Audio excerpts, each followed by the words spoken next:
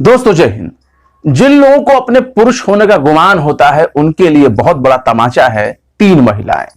वो तीन महिलाएं सिर्फ वो अपने नाम के लिए ही नहीं, अपनी पहचान के लिए भी जानी जाती हैं। और उन तीन महिलाओं में चाहे आप रियाना को जोड़ लें जो पॉप सिंगर हैं, चाहे आप ग्रेटा थनबर्ग को जोड़ लें जो पर्यावरण कार्यकर्ता हैं, चाहे आप मियां खलीफा को जोड़ लें, सबके अपने अपने क्षेत्र हैं, अपने अपने चीजें हैं और सबकी अपनी अपनी एक पहचान है।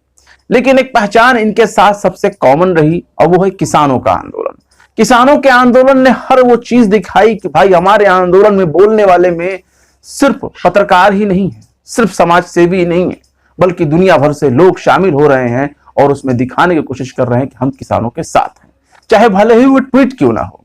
और कैसे एक ट्वीट ने पूरी की पूरी सरकार को पैदल करने पर आमादा कर दिया और पूरी सरकार आकर के कैटेगरी में घिर गई और कहने पर मजबूर हो गई ये तो हमारा आंतरिक मामला है।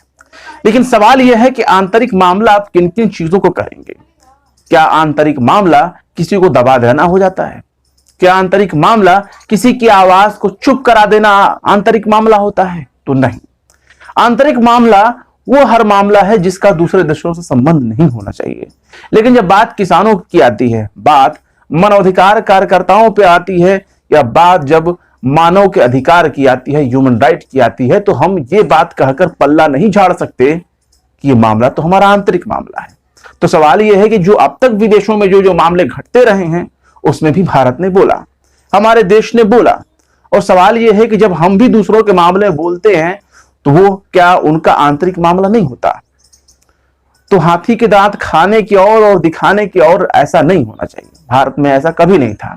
लेकिन क्या वजह है कि अब हर बात में हमें अपना आंतरिक मामला नजर आने लगता है। एक गायिका जो पॉप सिंगर है उसके कहने से हमारे यहां जो है भूचाल आ जाता है।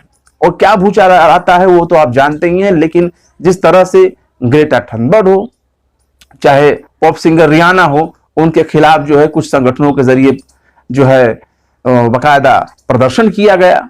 और प्रदर्शन किया गया यहां तक कि ग्रेटा थनबर्ग के खिलाफ मामले दर्ज किए गए, पॉप सिंगर रियाना के खिलाफ भी मुकदमा दर्ज किया गया।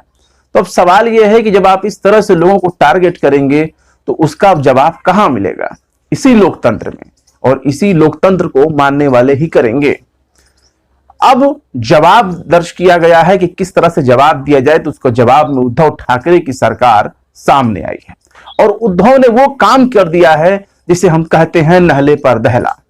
उन्होंने क्या काम किया है कि उन्होंने भी उसी ट्वीट का सहारा लिया है, उसी ट्विटर का सहारा लिया है तमाम तरह के मामलों की जांच करने के लिए, जिस ट्विटर पर ट्वीट किया जा रहा था कि किस तरह से लोग हमारे आंतरिक मामलों में दखल ना दें। और जिस तरह से ये एक पैटर्न देखा गया, चाहे अक्षय कुमार हो, लता मंगेशकर हो, सचिन तेंदुलकर हो, विराट कोहली हो, इनके जैसे लोगों के जरिए जब ट्वीट किया गया तो उसमें कई शब्द कॉमन थे, कुछ तो एकदम हूबहू सेम टू सेम थे, लगता था जैसे बस कॉपी पेस्ट कर दिया गया है, कहीं से उठाया गया और चेप दिया गया।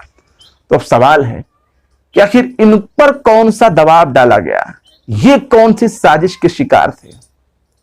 उसी को उद्धव ठाकरे ने एक तरह से कहें कि महाराष्ट्र सरकार ने यह निर्णय लिया कि वो इंटेलिजेंस के जरिए बाकायदा जांच कराएंगे, खुफिया विभाग इसकी जांच करेगा और जांच करके देखना चाहेगा कि क्या इन हस्तियों पर क्या किसी तरह का दबाव डाला गया था, क्या किसी किस्म का प्रेशर था कि आप इसी तरह के ट्वीट्स करें।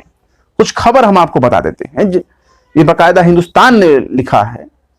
इसमें लिखा है कि किसान आंदोलन के समर्थन में पॉप स्टार सिंगर रिहाना के ट्वीट्स के बाद बॉलीवुड और खेल से जुड़ी विभिन्न हस्तियों द्वारा ट्वीट्स किए जाने के मामले में उद्धव सरकार ने बड़ा कदम उठाया है।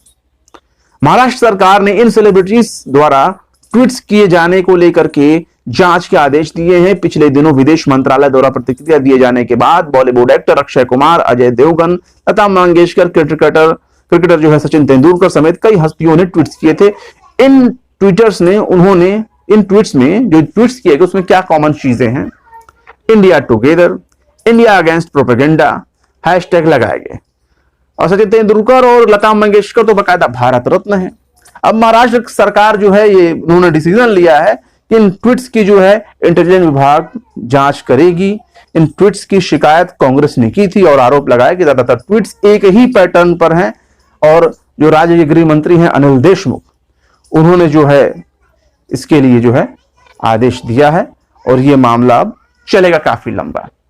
यानी एक तरह से कहें नहले पे दहला, सत्ते पे सत्ता, और जिस तरह से एक दूसरे को पटकने की बात देखी जा रही है, वो जाहिर सी बात है। सवाल यह है कि जब विदेशों से उठने वाली आवाज में हम एक लिंक खोजने की कोशिश करते हैं, भले उसमें लिंक मौजूद हो या ना हो, कोई बात अपनी कह दे तो कह दे, आखिर हमारा देश इतना कमजोर कैसे हो गया? कोई कुछ बात कह देता है तो उससे धार्मिक भावनाएं आहत हो जाती हैं, कोई कुछ बोल देता है तो उनके उससे जज्बात भड़क जाते हैं। तो आखिर इतना कमजोर तो भारत नहीं था, इससे पहले तो कमजोर नहीं था। क्या वजह है कि जो राष्ट्रवाद का दम भरते हैं, जो देशभक्ति का दम भरते हैं, उनके आने के बाद ही राष्ट्र में इतनी कमजोरी आ गई। भारत कभी कमजोर नहीं था, चाहे भले ये लोग रहें या ना रहें। लेकिन सवाल यह है कि ग्रेटा थनबर्ड और पॉप सिंगर रियाना, इन लोगों ने ऐसा क्या किया था? पॉप सिंगर रियाना, जिसको लोग रिहाना बोल रहे हैं, क्योंकि जाहिर सी बात है धर्म तो खोज नहीं पा रहे हैं, तो इसमें एक धर्म का एंगल खोजने की कोशिश की जा रही है, इसलिए उसे रियाना ना बोल करके रिहाना बोला जा रहा है। और उसमें जो लिखा गया, रिहाना ने क्या लिखा था? रिहाना ने बस यही लिखा था कि हम किसानों के आंदोलन पर बात क्यों नहीं करते। CNN के लिंक को शेयर करते हुए लिखा था कि किस तरह से जो है बाकायदा गाजीपुर बॉर्डर या जितने भी दिल्ली के सीमाएं हैं, वहां पर इंटरनेट की पाबंदी लगा दी गई है, इंटरनेट को खत्म कर दिया गया, इंटरनेट चलाने पर रोक लगा दी गई है। तो उसी पर उस लिंक को शेयर करते हुए रियाना लिखा था कि आखिर हम इस पर बात क्यों नहीं करते। तो जाहिर सी बात है, एक बड़ी आबादी को जब आप इंटरनेट से महरूम रख दें, मोबाइल की सेवाओं से महरूम रख दें, तो सवाल तो उठेगा। और जब लोग इस बात पर सवाल उठाना शुरू करेंगे तो आप ये कैसे कहकर बच सकते हैं कि ये तो भारत का आंतरिक मामला है? तो आंतरिक मामला तो म्यांमार का भी है, जहां सरकार खत्म हो गई, लोकतंत्र खत्म हो गया, सेना का शासन है। आंतरिक मामला तो पाकिस्तान के बलूचिस्तान का भी है। बलोचों पर किस तरह का जुल्म होते हैं, बलोच किस तरह के आंदोलन करते हैं, उनका आंतरिक मामला है। और आंतरिक मामला तो चाइना में भी है, रोहिंग्यास को लेकर के। और आंतरिक मामला तो नॉर्थ कोरिया का भी है, जहां का तानाशाह अपनी मनमानी करता है। तो हर तरफ तो आंतरिक मामला है, तो फिर बाहरी मामला क्या हुआ, ये जरा आप सोचिएगा। फिलहाल आप उद्धव ठाकरे के डिसीजन के बारे में आप क्या सोचते हैं, कमेंट बॉक्स में जरूर बताइएगा। वीडियो पसंद आए तो लाइक करें, शेयर करें। विभाग निष्पक्ष पत्रकारिता को सपोर्ट करने के लिए हमारे यूट्यूब चैनल को जरूर से जरूर सब्सक्राइब करें। फिर मिलते हैं किसी और वीडियो में एक नई खबर के साथ। जय हिंद।